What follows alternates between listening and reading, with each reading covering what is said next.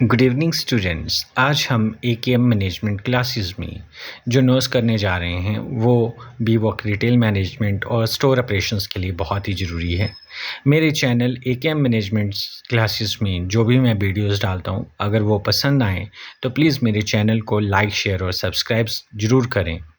आज हम जो नोट्स करने जा रहे हैं वो है implement promotions and special events at the store. हम अपने रिटेल स्टोर में किस तरह से जो प्रोडक्ट्स से रिलेटेड प्रमोशन और स्पेशल इवेंट्स हैं उनको किस तरह से इफ़ेक्टिवली इम्प्लीमेंट करेंगे, उसी के बारे में ये नोट्स है। तो सबसे पहले हम डिस्कस करते हैं एलिमेंट 1, जिसमें है plan and ensure implementation of in store promotion. Element 2 है assess record and report promotion effectiveness data. And element 3 है determine staff requirements and ensure sufficient man power availability. So सबसे पहले हम एलिमेंट 1 में हैं plan and ensure implementation of in store promotion को start करेंगे, जिसमें हमारे पास डिफरेंट 3 पीसीज हैं। पीसी 1 है develop strategies to divide promotions and special events. PC 2 है develop team competency in effective implementation of in store promotion. And PC 3 है हमारे पास collect and preserve promotion related data for future analysis and working. तो start करते हैं हम PC1 से, develop strategies to drive promotion and special event. So according to this performance criteria कि हम किस तरह से जो भी हमारे स्टोर में एक प्रमोशनल इवेंट या स्पेशल इवेंट होने जाना है प्रोडक्ट की मार्केटिंग से रिलेटेड या प्रमोशन से रिलेटेड, तो उसके लिए किस तरह से हम जो है स्ट्रेटजीज डेवलप करेंगे। तो इसमें सबसे पहले हम establish clear goal. First point हमारा इस्टेब्लिश क्लियर गोल। सो हम किस तरह से गोल्स को इस्टेब्लिश करेंगे।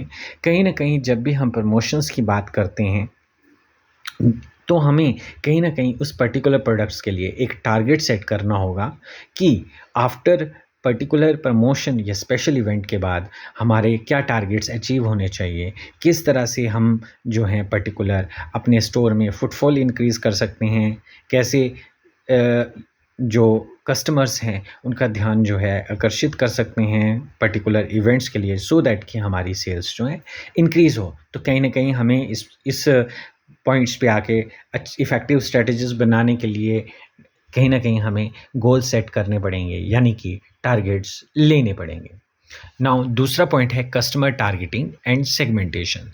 कहीं ना कहीं हमें इफ़ेक्टिव स्ट्रेटजीज के लिए ये डिफ़ाइन करना पड़ेगा कि हमारा जो प्रोडक्ट है वो कौन सी सेगमेंटेशन और क्या हमारे टारगेटिंग कस्टमर कौन सा है। फॉर एग्ज़ाम्पल इसके लिए मैं बात करूँगा। फॉर एग्ज़ाम्पल जैसे हमारा जो है अगर वाटर बॉटल्स हैं, है ना, थर्मस वाटर जिनका डुअल पर्पस, मतलब सर्दियों में वो गर्म पानी रखता है बॉटल और गर्मियों में वो ठंडे पानी की बॉटल है। तो हमारी टारगेट ऑडियंस कौन सी है, सेगमेंटेशन कौन सी है। Office going, school going students, ये सारे लोग जो अपने काम पे जाते हैं, चाहे वो प्राइवेट ऑर्गेनाइजेशन हो चाहे गवर्नमेंट ऑर्गेनाइजेशन हो, है ना, उनको ये बॉटल्स चाहिए। तो मेन सेगमेंट हमारी जो हैं, है ना, वो इस तरह के कस्टमर हैं। तो कहीं ना कहीं हमें उस पर्टिकुलर प्रोडक्ट की प्रमोशन या जो भी स्पेशल इवेंट करने जा रहे हैं उसके लिए हमें ये डिफ़ाइन होना चाहिए कि हमारा पर्टिकुलरली हमारी कौन सी सेगमेंट के लिए ये प्रोडक्ट है और ये जो प्रोडक्ट है उसमें टारगेट कस्टमर क्या रहेगा। नाउ इंटीग्रेटेड मार्केट अप्रोच की जब बात करेंगे तो हमने ये जो प्रमोशन करनी है ये थ्रू ऑफलाइन मोड से करनी है या ऑनलाइन मोड से करनी है। ऑफलाइन मोड में हमारे पास लाइक कूपन या ऑफर्स, डिस्काउंट्स एट्सेट्रा, ये आदि चीज़ें देनी है, या ऑनलाइन मोड में थ्रू सोशल मीडिया, व्हाट्सएप, आपका इंस्टाग्राम, स्नैपचैट, यूट्यूब, इसके थ्रू करनी है। तो कहीं ना कहीं हमें ना इस इंटीग्रेटेड मार्केट अप्रोच के बारे में भी पता होना चाहिए। Create urgency and exclusively. कहीं न कहीं जब भी हमारे पास प्रमोशनल और स्पेशल इवेंट्स की बात कर रहे हैं तो हमें कहीं न कहीं इसकी अर्जेंसी और इसकी एक्सक्लूसिवनेस के लिए भी पता होना चाहिए। मीन्स कि कहीं न कहीं हमें ये प्रमोशन इवेंट जो हम करने जा रहे हैं या जो प्रमोशनल टेक्निक अप्लाई करने जा रहे हैं, यह हमारे लिए या इस पर्टिकुलर प्रोडक्ट के लिए क्यों ज़रूरी है। जनरली वो प्रोडक्ट जो न्यूली लॉन्च होते हैं या जो सीज़न के हिसाब से उनकी वैल्यू कम होनी होती है, उन प्रोडक्ट्स के लिए ये अर्जेंसी और एक्सक्लूसिवनेस देखी जाती है। Now brand and vendor partnership, जब भी हम प्रमोशंस की बात करते हैं तो हमें ये भी देखना पड़ता है कि हमारे पास कौन-सा ब्रांड है, कितने लोग जो हैं इस पर्टिकुलर ब्रांड से अवेयर हैं और कितने नहीं हैं, वेंडर क्या चाहते हैं। न कहीं हमने पिछले यूनिवर्स में भी किया था कि कहीं न कहीं हम हमारी अपनी टर्म्स एंड कंडीशन और वेंडर के टर्म्स एंड कंडीशंस को लेकर हम एक एग्रीमेंट भी रखते हैं। इन store engagement, now next point, जब इन स्टोर एंगेजमेंट की बात आती है तो हम इसमें प्रोडक्ट डेमोन्स्ट्रेशन जो होना है, जो प्रमोशनल या स्पेशल इवेंट होना है, उसके लिए स्पेशल नॉमिनेटेड स्पेस है या नहीं है, या अगर नहीं है तो पर्टिकुलरली ये पर्टिकुलर प्रोडक्ट कहाँ डिस्प्ले होना है, किस तरह से इसकी प्रमोशन की जाएगी, ये कहीं ना कहीं स्टोर के अंदर इसके बारे में हमें पता होना चाहिए। नाउ नेक्स्ट पॉइंट है employ training and engagement. Now employ training and engagement की जब बात करते हैं, सो पर्टिकुलर जो प्रोडक्ट है, फॉर एग्जांपल एक न्यूली लॉन्च प्रोडक्ट है, उसके लिए कोई प्रमोशनल इवेंट हो रहा है, तो कहीं न कहीं हमें एम्प्लॉइज़ को उस पर्टिकुलर प्रोडक्ट की ट्रेनिंग देनी है, उसको प्रोडक्ट की नॉलेज देनी है, उसके यूएसपीज़ बताने हैं, यूनिक सेलिंग प्रोपोज़िशंस बतानी है, उसमें क्या ऐसी चीज़ें हैं जो दूसरे प्रोडक्ट्स से उसको डिफरेंशिएट कर रही है और क्या बेनिफिट्स हैं, फीचर्स हैं उस प्रोडक्ट के, ये प्रॉपर्ली ट्रेनिंग देनी है एम्प्लॉयमेंट्स के और एम्प्लॉइज़ को, है ना? और एंगेज करना है उनको सो दैट कि वो कस्टमर को उस पर्टिकुलर प्रोडक्ट्स के बारे में अवेयर कर सकें और एक अच्छे प्रमोशन उस प्रोडक्ट की कर सकें। नाउ परफॉर्मेंस ट्रैकिंग, अब इस पॉइंट में हम डिस्कस करेंगे कि आप पर्टिकुलर प्रोडक्ट्स की कि क्या परफॉर्मेंस आफ्टर प्रमोशनल इवेंट्स, है ना, क्या परफॉर्मेंस है, कि कितना फुटफॉल जो है वो इंक्रीज़ हुआ है, कितना लोगों ने बास्केट साइज़ जो है इंक्रीज़ हुआ है, जो सेल पर स्क्वायर फीट है वो कितनी इंक्रीज़ हुई है। ये सारी परफॉर्मेंस ट्रैकिंग के पैरामीटर्स हैं। नाउ लास्ट में है पोस्ट इवेंट फॉलोअप, जब हमारा प्रमोशनल इवेंट या स्पेशल इवेंट्स पर्टिकुलर प्रोडक्ट का क्लोज हो जाता है तो हमें जो कस्टमर ने जिसके लिए प्रोडक्ट के लिए इंक्वायरीज़ की थी उनसे फॉलोअप लेना है कि वो इस प्रोडक्ट को लेकर क्या सोचते हैं, उनका क्या फीडबैक है। नाउ पीसी टू में है develop team competency in effective implementation of in store promotion. इस परफॉर्मेंस क्राइटेरिया में ये कहा गया है कि हम इफ़ेक्टिवली जो इन स्टोर प्रमोशन है उसके लिए अपनी टीम में कैसी कॉम्पिटेंसी मीन्स स्किल्स डेवलप कर सकते हैं। सो सबसे पहले, जैसे मैंने प्रीवियस परफॉर्मेंस क्राइटेरिया में भी बताया था, ट्रेनिंग एंड नॉलेज शेयरिंग। सबसे पहले हमें उस पर्टिकुलर प्रोडक्ट्स की जिसके ऊपर हमने प्रमोशंस देनी हैं उसके बारे में हमें फुली नॉलेज अपने टीम मेंबर्स को देनी है जो इस प्रोडक्ट की प्रमोशंस के साथ डायरेक्टली डील करेंगे। अब ये प्रोडक्ट जो हैं कोई डिस्काउंटेड या ऑफ सीजन सेल से रिलेटेड भी हो सकता है और कोई ऐसा प्रोडक्ट भी हो सकता है जो मार्केट में न्यूली लॉन्च हुआ है। Now, the second point is role clarity and responsibility assignment. Now, जब आप प्रमोशन करने जा रहे हैं इफेक्टिव प्रमोशन के लिए तो कहीं ना कहीं हर टीम मेंबर्स को अपना अपना रोल्स जो हैं वो क्लियर होना बहुत ज़रूरी है कि कौन सा टीम प्रमोशन के टाइम पे प्रमोशनल इवेंट या स्पेशल इवेंट में क्या रोल उसका रहेगा पर्टिकुलरली। जैसे एक स्टोर मैनेजर है उसका डिफरेंट रोल है ना, एक विजुअल मर्चेंडाइज़र का डिस्प्ले से रिलेटेड रोल है, एक सेल्स एग्जीक्यूटिव का जो है वो सेलिंग से रिलेटेड कस्टमर डीलिंग से रिलेटेड रोल है, और एक कैश काउंटर पे कैशियर का डिफरेंट रोल है। तो ये कहीं ना कहीं उस प्रमोशनल इवेंट में इन स्टोर प्रमोशन में ये रोल की क्लैरिटी और रिस्पॉन्सिबिलिटी होना बहुत ज़रूरी है। हैंड्स ऑन प्रैक्टिस, अब इस पॉइंट्स में ये बताया गया है कि जब भी हम इफ़ेक्टिव इम्प्लीमेंटेशन की बात करेंगे इन स्टोर प्रमोशन में तो कहीं ना कहीं जब एक्चुअल में प्रमोशनल इवेंट हो, ठीक है, इन स्टोर में, तो कहीं ना कहीं जो पर्टिकुलर टीम मेंबर्स इसके साथ एंगेज्ड हैं उनके साथ एक practice session, hands on practice उस चीज़ के ऊपर ज़रूर होने चाहिए, जैसे लाइक रोल प्ले के थ्रू, वर्कशॉप्स के थ्रू इनकी हैंड ऑन प्रैक्टिस होनी बहुत ज़रूरी है सो दैट कि at the time of promotional event जो टीम मेंबर डेमोन्स्ट्रेशन से डील करेगा या कस्टमर से डील करेगा, उसको एक्चुअल जो है मॉक सिचुएशन में लेकर जाएँगे रोल प्लेज़ के थ्रू, है ना? सो दैट कि वो कस्टमर की किसी भी तरह की प्रोडक्ट्स रिलेटेड क्वेरीज़ हो, उसको सॉल्व कर सके। नाउ कम्युनिकेशन एंड कोऑर्डिनेशन, हर कोई जानता है communication and coordination team members के जो है मेन कैरेक्टरिस्टिक्स हैं। विदाउट प्रॉपर कम्युनिकेशन और कोऑर्डिनेशन कोई भी बड़े से बड़ा या छोटे से छोटा इवेंट भी सक्सेसफुल नहीं हो सकता। कम्युनिकेशन, अगर जो कम्युनिकेशन है वो प्रॉपर वे से रहेगी, जिसमें फीडबैक के साथ है ना प्रॉपर मैसेज को डिलीवर किया जाएगा और प्रॉपर कोऑर्डिनेशन के साथ होगा, तो डेफिनेटली इफ़ेक्टिव इम्प्लीमेंटेशन इन स्टोर प्रमोशन की होगी ही। नाउ ये पूरी की पूरी डेमोन्स्ट्रेशंस जो भी होनी हैं इन स्टोर में, है ना? अब टीम की कॉम्पिटेंसी डेवलप करने के लिए, है ना, आपको as a senior authority, as a supervisor उसको मॉनिटर करना है और जहाँ पर आपको लगता है कि फीडबैक बहुत ज़रूरी है, वो आपको फीडबैक भी देना है। नाउ परफॉर्मेंस रिकॉग्निशन, जहाँ कोई भी टीम मेंबर्स बहुत अच्छा कर रहा है तो उसको एप्रिशिएट करने के लिए, मोटिवेट करने के लिए उसको रीइंफोर्स किया जाए in the form of through some gifts और गिफ्ट्स दे सकते हैं आप उनको, कोई रिवार्ड दे सकते हैं, है ना, like performer of the week, performer of the day, इस तरह से किसी तरह से परफॉर्मेंस को रिकॉग्नाइज कर सकते हैं।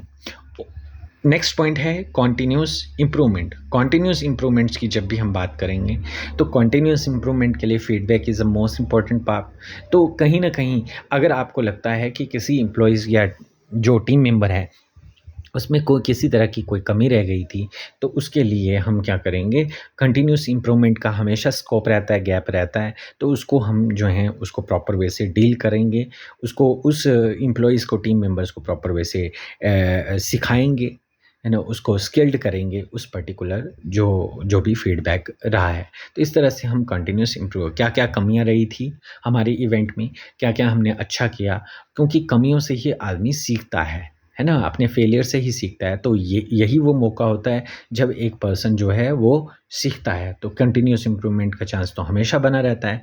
तो आपकी जो कमियां हैं उसको नेक्स्ट जो इन स्टोर प्रमोशन है उसमें ज़रूर जो है दूर करें, ताकि आपकी इम्प्रूवमेंट भी हो सके। नाउ परफॉर्मेंस क्राइटेरिया 3 में collect and preserve promotion related data for future analysis and working. तो इसमें इस परफॉर्मेंस क्राइटेरिया के अकॉर्डिंग हमें क्या करना है, तो जो हमने प्रमोशनल इवेंट इफेक्टिवली ऑर्गेनाइज किया है ना, सो उसका जो है सबसे पहले डाटा को कलेक्ट करना है। जो भी आपके पास कस्टमर आया था, चाहे वो क्वेरीज को लेकर आया है ना, चाहे कोई उसके माइंड में कोई इस प्रोडक्ट को लेकर शंका थी, उसको रिजॉल्व करने आया है, तो कहीं ना कहीं आपने डाटा को कलेक्ट करना है। सो हर किसी ऑर्गेनाइजेशन में अलग अलग मेथड्स और अलग अलग व्यूज़ हो सकते हैं डाटा कलेक्शन को लेकर, है ना। कई ऑर्गेनाइजेशन में ये डिजिटली स्टोर होता है और कई ऑर्गेनाइजेशन में ये मैनुअली स्टोर किया जाता है, ठीक है। सो यहाँ पे क्या है, डाटा कलेक्ट करना है, जो जो रिक्वायर्ड डाटा होगा एज पर योर प्रोडक्ट और प्रमोशनल इवेंट, वो आपने सारा रिकॉर्ड करना है कस्टमर से रिलेटेड। नाउ सेकंड स्टेप आता है डाटा प्रेजर्व। अब इस डाटा को आपने प्रेजर्व करना है डिजिटल फॉर्मेट और मैनुअल फॉर्मेट में, और ये सबमिट करना है to the management authority for the further process और एनालिसिस, कि कस्टमर किसी पर्टिकुलर प्रोडक्ट्स के बारे में क्या सोचता है,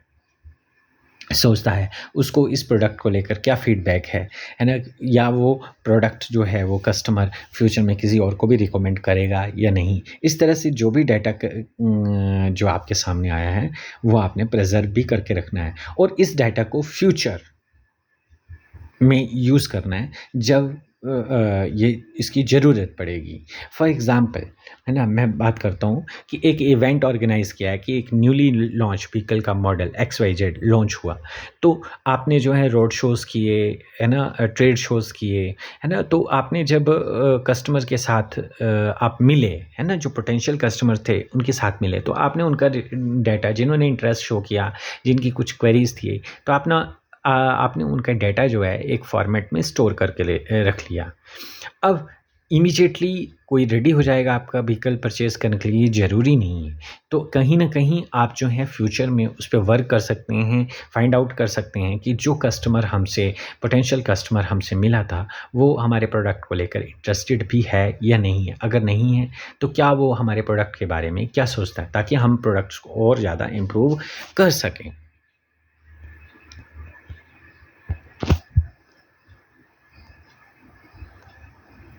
सो 3 स्टेप में ये परफॉर्मेंस क्राइटेरिया हुआ हमारा data utilization for future working. Now element 2, assess record and report promotion effectiveness data. So इसमें क्या है जब भी हम बात करेंगे तो परफॉर्मेंस क्राइटेरिया, एक सेकेंड, थोड़ा सा टेक्निकल ग्लिच है, सो ये मे बी रिजॉल्व कर लेंगे हम। हाँ, सो assess record and report promotion effectiveness data. Performance criteria 4 है implement organizational process on collection and transmission of promotion related information and data. Conduct data analysis as required by head office and share relevant feedback.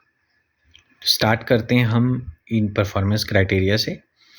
PC4 है implement organizational process on collection and transmission of promotion related information and data.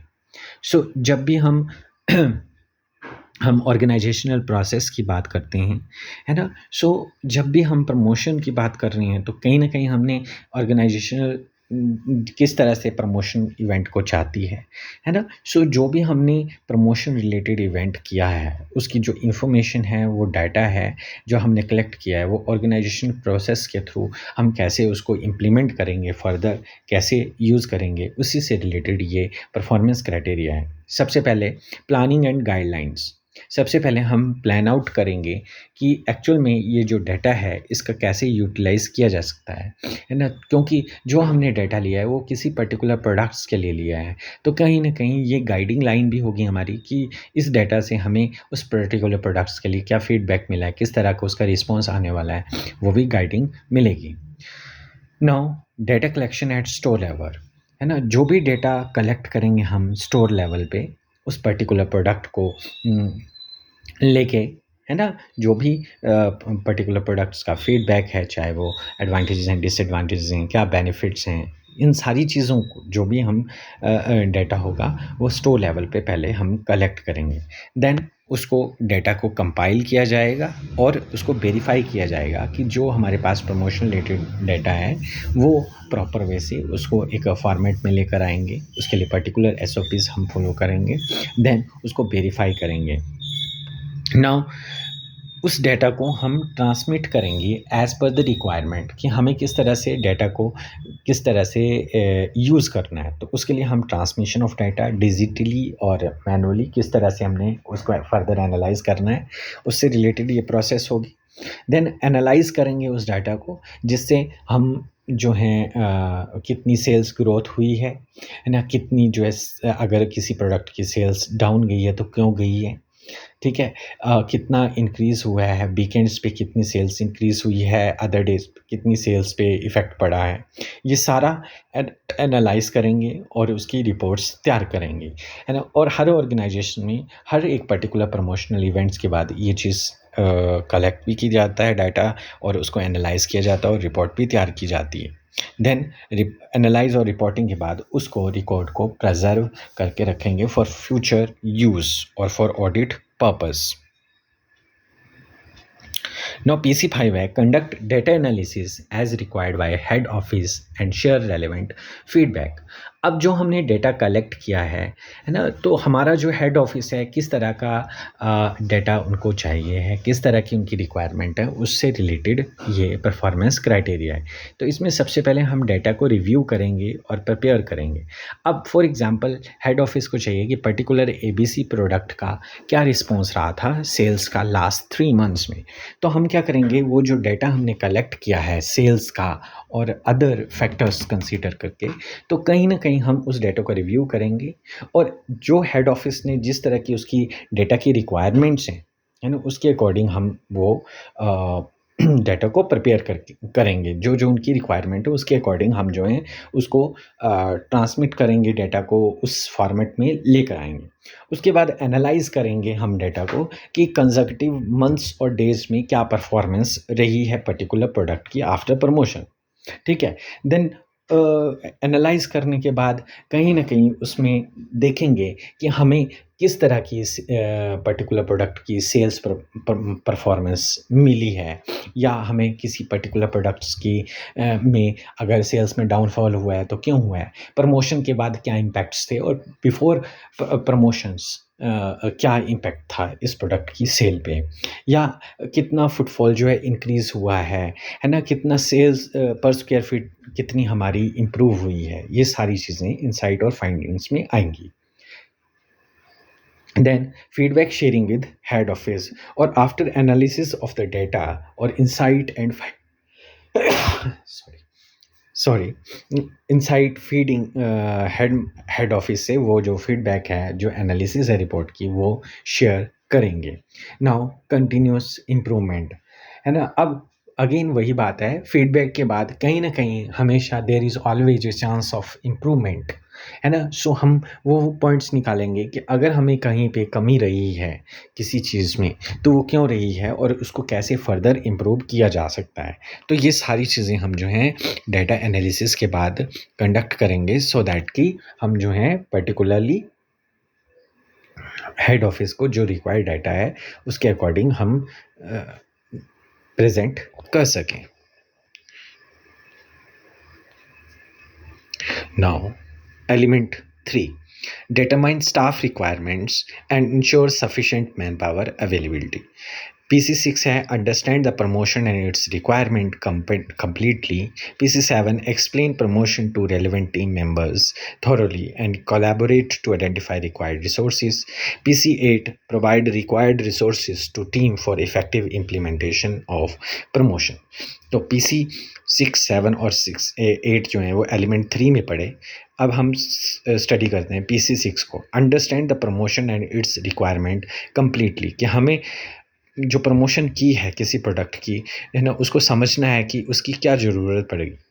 सो सबसे पहले clarify objective. सो हमारा जो main motive रहता है कि हमारे जो ऑब्जेक्टिव्स हैं वो क्या थे, हमारे गोल्स क्या थे। जैसे हमने स्टार्टिंग में भी किया था कि गोल्स क्या थे, क्या टारगेट्स थे, है ना। तो किसी पर्टिकुलर प्रोडक्ट्स को लेकर हो सकता है सेल्स का टारगेट ज़्यादा हो, है ना, तो उस टारगेट को अचीव करने के लिए ये प्रमोशन किया गया। Then study promotion detail. There are number of methods of promotion, there are number of tools of promotions, है ना। तो कहीं ना कहीं हमें उस चीज़ की, उन प्रमोशनल चीज़ों की नॉलेज होना है। उसके लिए कौन कौन सा आपको मटेरियल चाहिए प्रमोशंस के लिए, वो आपको पता होना चाहिए। क्या क्या रिसोर्स रिक्वायरमेंट है, अगेन वही बात डिस्कस कर रहे हैं कि प्रमोशंस की डिटेल की क्यों करनी थी, है ना, क्यों चाहिए, कैसे होगी, है ना, ये सारी चीज़ें, है ना। रिसोर्स रिक्वायरमेंट क्या क्या, उसके लिए बैनर्स, पैम्पलेट्स, प्रोडक्ट, है ना, सैम्पल प्रोडक्ट्स, कितनी रिक्वायरमेंट है, ये सारी चीज़ें काउंट होंगी। देन कंप्लाइंस एंड गाइडलाइंस, है ना, क्या कंप्लाइंस और गाइडलाइंस को हमें फॉलो अप करना है ना, during promotion.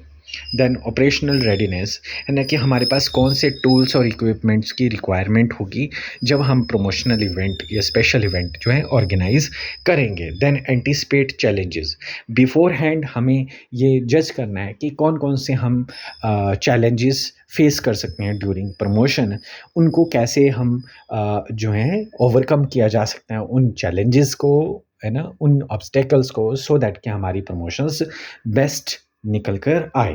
Then measurement criteria, again measurement criteria में हम सब कुछ की परफॉर्मेंस इंडिकेटर्स की बात करेंगे, जैसे हमारा पर स्क्वायर फीट कितना सेल्स इंप्रूव हुआ है, हमारी सेल्स पर्टिकुलर प्रोडक्ट की कितनी इंक्रीज हुई है ना, हमारा जो है रिटर्न ऑन इन्वेस्टमेंट कितना आया है, रेवेन्यू कितना जनरेट हुआ है, इन अदर वर्ड्स रेवेन्यू कितना जनरेट हुआ है, कितना प्रॉफिट मार्जिन है, इन सभी चीज़ों को डिस्कस किया जाता है। PC7 explain promotion to relevant team members thoroughly and collaborate to identify required resources, कि हमें जो टीम मेंबर्स हैं जो इस प्रमोशनल इवेंट में हिस्सा ले रहे हैं, जो भी डेजिग्नेटेड टीम मेंबर हैं प्रमोशन के लिए, उनको एक्सप्लेन करना है अच्छे से और उनके साथ कोऑर्डिनेशन कॉर्पोरेशंस के साथ ना आइडेंटिफाई करना है कि क्या-क्या रिसोर्सेज़ की ज़रूरत पड़ेगी।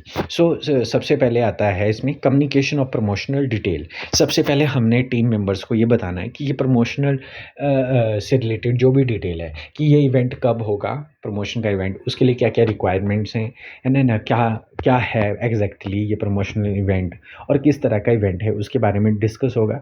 देन रोल क्लैरिटी, जैसे हमने पहले भी बताया कि किसको क्या काम करना है ड्यूरिंग इवेंट, ड्यूरिंग प्रमोशन, तो ये चीज़ रोल की क्लैरिटी होनी चाहिए। जैसे विजुअल मर्चेंडाइजिंग को, मर्चेंडाइज़र जो है उसको डिस्प्ले करना है, सेल्स एग्जीक्यूटिव को डील करना है कस्टमर के साथ, ठीक है, या जो कैशियर है उसको ऑन सेल जो है कैशियर वाला वर्क करना है ना, या फिर जो पर्टिकुलर डिपार्टमेंट का डिपार्टमेंटल मैनेजर है उसको क्या काम करना है। तो ये रोल क्लैरिटी होना बहुत ही ज़रूरी है, सो दैट कि कन्फ्यूजन कहीं भी क्रिएट ना हो, क्लटर कहीं भी ऐसी एम्बिग्यूटी वाला इन्वायरमेंट ना बने और हमारा प्रमोशनल इवेंट सक्सेसफुल हो।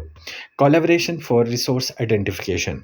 अब इस पर्टिकुलर प्रमोशन के लिए क्या क्या रिसोर्सेज की ज़रूरत है, तो उसके लिए कोलैबोरेट करना पड़ेगा। लाइक स्टैंडीज़ चाहिए तो कहाँ से मिलेंगी, या जो भी पैम्पलेट्स या बैनर्स वगैरह जो भी चाहिए तो वो कैसे मिलेगी, उसके लिए किस किस से आपको कोलैबोरेट करना पड़ेगा, कैसे अप्रूवल लेना है, किन लोगों का अप्रूवल चलेगा, क्या डिज़ाइंस रहेंगे, है ना। तो इन सभी चीज़ों के लिए कोलैबोरेट करना पड़ेगा। टीम इन्वॉल्वमेंट एंड ओनरशिप, कहीं न कहीं आपको इन सारे कामों के लिए, क्योंकि ये सिंगल हैंडेड जॉब नहीं है ना, आपको कहीं न कहीं टीम में ही वर्क करना पड़ेगा। सो टीम को, पूरी टीम को हर टास्क के लिए पर्टिकुलर रोल क्लैरिटी के बाद, पर्टिकुलर पूरी टास्क को समझाने के बाद उनको इन्वॉल्व करना है और कहीं न कहीं है ना ओनरशिप देनी है, ताकि ये उनको ये समझाने की कोशिश करनी है कि बेसिकली ये इवेंट आपका है, क्योंकि आफ्टर द सक्सेसफुल इवेंट है ना, कहीं न कहीं है ना इस स्टोर का आपके जो ऑब्जेक्टिव्स हैं, गोल्स हैं, वो अचीव होंगे। कंटिन्यूस कोऑर्डिनेशन, और पूरे इवेंट्स के दौरान पूरा जो इवेंट्स है, चाहे वो उसकी रिसोर्स आइडेंटिफिकेशन है, चाहे वो इम्प्लीमेंटेशन है, उसके दौरान कॉन्टिन्यूस कोऑर्डिनेशन होना बहुत ही ज़रूरी है। विदाउट कोऑर्डिनेशन ना आप जो हैं वहाँ पे एनवायरनमेंट जो है क्लटर्ड हो जाएगा और वो आपका एक सक्सेसफुल इवेंट नहीं रहेगा, क्योंकि सभी को कन्फ्यूजन रहेगी। जब प्रॉपर कोऑर्डिनेशन नहीं है ना, प्रॉपर डिस्कशन नहीं हुई है इवेंट्स को लेकर, तो कहीं न कहीं वो वहाँ क्या रहेगी, प्रॉपर कोऑर्डिनेशन नहीं रहेगी और जिससे इवेंट जो है वो सक्सेसफुल नहीं हो सकता। Now PC8 provide required resources to team for effective implementation of promotion. So यहाँ पे हम बात करेंगे effective implementation of promotion कि एक टीम को हम कैसे resources provide करें, है ना, कैसे करेंगे, है ना। जैसे हमने डिस्कस भी किया कि प्रॉपर टीम जो है तभी वर्क कर सकते हैं जब कोऑर्डिनेशन और प्रॉपर इन्वॉल्वमेंट के साथ हो। तो अब हम वो रिसोर्सेज जो कि इफ़ेक्टिव प्रमोशन के लिए, इम्प्लीमेंटेशन ऑफ प्रमोशन के लिए चाहिए होंगे, वो उसके लिए क्या-क्या स्टेप हो सकते हैं। तो सबसे पहले प्रमोशनल मटेरियल। सो क्या-क्या promotional material, like banners, standees, है ना, पैम्पलेट्स, है ना, ये जितना भी प्रमोशनल मटेरियल है ये आपको प्रोवाइड करना है। दूसरा, product and inventory support. Product और inventory support, like sample products दिखाने हैं, है ना, ऑर्डर बुक करने हैं, है ना, या बाद में डिलीवरी करनी है या ऑन द स्पॉट डिलीवरी करनी है। तो प्रोडक्ट और इन्वेंट्री की सपोर्ट होना बहुत ज़रूरी है। स्टाफिंग एंड ट्रेनिंग, जो भी आपके टीम मेंबर्स हैं, है ना, और कितने लोगों की आपको ज़रूरत पड़ेगी पर्टिकुलर प्रोडक्ट की प्रमोशन के लिए, तो उसके लिए रिक्रूटमेंट करनी पड़ेगी। That comes under staffing and training, और उनको बाद में क्या करना है, ट्रेन करना है उस पर्टिकुलर प्रमोशनल इवेंट के लिए। देन टेक्नोलॉजी एंड सिस्टम, कहीं आपको डेमोस्ट्रेशन के लिए, प्रेजेंटेशन के लिए टेक्नोलॉजी की ज़रूरत पड़ती है ना, या कोई सिस्टम की ज़रूरत पड़ती है ना, इलेक्ट्रिसिटी की ज़रूरत पड़ती है, किस तरह के आप इक्विपमेंट्स वहाँ पे यूज़ करोगे डेमोन्स्ट्रेशन के लिए, तो वो टेक्नोलॉजी एंड सिस्टम के अंदर आएगा। लॉजिस्टिक्स एंड ऑपरेशनल सपोर्ट, ठीक है, लॉजिस्टिक एंड ऑपरेशनल सपोर्ट की बात करें तो इसमें हमारे पास क्या आएगा कि जो भी सामान रिक्वायर्ड रहेगा, चाहे वो एक टेबल है, चाहे एक छोटी सी पिन है, वो सारे का सारा इंक्लूडेड रहेगा लॉजिस्टिक और ऑपरेशनल सपोर्ट में। कैसे वो सामान जो है आपके डेमोन्स्ट्रेशन काउंटर पे पहुँचेगा, कैसे वो एक कस्टमर को डिलीवर होगा, ये सारा जो है इस पॉइंट के अंदर कवर अप होगा, logistic and operational support. Now financial and incentive support. अब इस पर्टिकुलर इवेंट को करने के लिए जो भी बजट रहेगा, है ना, तो फाइनेंशियल सपोर्ट बहुत ज़रूरी रहती है। नाउ जब आप एक अच्छा सक्सेसफुल प्रमोशनल इवेंट करते हो, तो जिसने ये मेहनत की होती है उसको रिवॉर्ड और रिकॉग्निशन देने के लिए आप इंसेंटिव की सपोर्ट दे सकते हैं कि आप जो है पर्टिकुलर टारगेट्स को अचीव कर लोगे, तो कहीं ना कहीं आपको इतने अगर आप अचीव कर लेते हो, इतने नंबर से ज़्यादा अचीव करते हो, तो आपको इतने परसेंट इंसेंटिव दिया जाएगा। And the communication tools, the most important tool is communication tool. So communication tool के लिए लाइक मोबाइल रिचार्ज हो गया, है ना, आपका ईमेल्स, इंटरनेट की कनेक्टिविटी, ठीक है, या प्रमोशंस के लिए आपको सोशल मीडिया का यूज़ करना है, तो सोशल मीडिया का अकाउंट्स वगैरह जो भी डिटेल रहेंगी वो कम्स अंडर कम्युनिकेशन टूल्स। सो इस तरह से आप ये रिसोर्सेज प्रोवाइड करके एक इफ़ेक्टिव प्रमोशन को इम्प्लीमेंट कर सकते हैं। सो होप आपको मेरी ये वीडियो पसंद आई होगी, है ना। अगर आपको मेरी ये वीडियो पसंद आई है तो मेरे चैनल एके मैनेजमेंट क्लासेस को लाइक, शेयर और सब्सक्राइब करें। मैं बता दूं, इस नोट्स में हमने सीखा कि आप अपनी टीम के साथ मिलकर कैसे प्रमोशन और स्पेशल इवेंट, जो कि पर्टिकुलर प्रोडक्ट्स के लिए, मार्केटिंग के लिए बोलें चाहे प्रमोशन के लिए बोलें, कैसे इम्प्लीमेंट कर सकते हैं, ऑर्गेनाइज कर सकते हैं, उसके लिए क्या स्ट्रेटजीज फॉलोअप कर सकते हैं। So thank you.